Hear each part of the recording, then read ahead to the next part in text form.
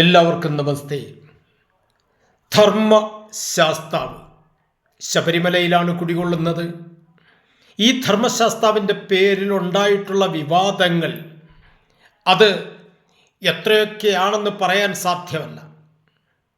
ഇവിടെ ധർമ്മശാസ്താവ് ആരാ? ധർമ്മശാസ്താവ് ധർമ്മമാർഗത്തിൽ നിന്ന് വ്യതിചലിക്കുന്നവരെ ശാസിച്ച് ധർമ്മമാർഗത്തിൽ നടത്തുന്ന ധർമ്മശാസിതാവാണ് ധർമ്മശാസ്താവ്.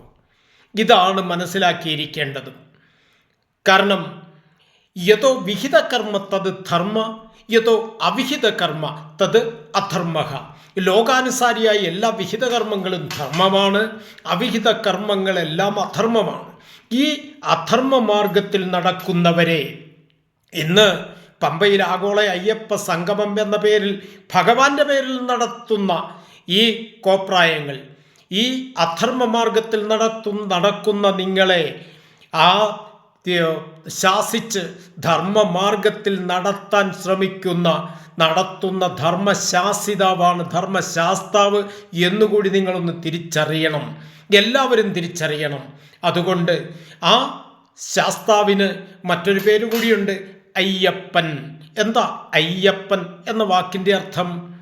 ഐ അപ്പൻ, അതൊരു തമിഴ് ശബ്ദമാണ്. അഞ്ചിൻ്റെ അപ്പൻ എന്ന് സാരം, അതായത് പഞ്ചഭൂതങ്ങളുടെ നാഥൻ എന്നാണ് അർത്ഥം. ഇവിടെ നമ്മൾ ഭഗവാന് ശരണം വിളിക്കുമ്പോൾ ശ്രീഭൂതനാഥനെ എന്ന് ശരണം വിളിക്കാറുണ്ട്. അവിടെയാണ് പഞ്ചഭൂതങ്ങളുടെ നാഥൻ അഥവാ പ്രപഞ്ച സ്രഷ്ടാവ് എന്ന് സാരം. ആ അയ്യപ്പൻ്റെ ആ മണ്ണിൽ ഭഗവാനെക്കുറിച്ച് നമ്മൾ എല്ലാവരും അറിയണം. ഭഗവാനെ അറിഞ്ഞുകൊണ്ട് ആചരിക്കുവാൻ എത്രയോ കോടിക്കണക്കിന് ഭക്തരാണ് ശബരിമലയിലെത്തുന്നത്.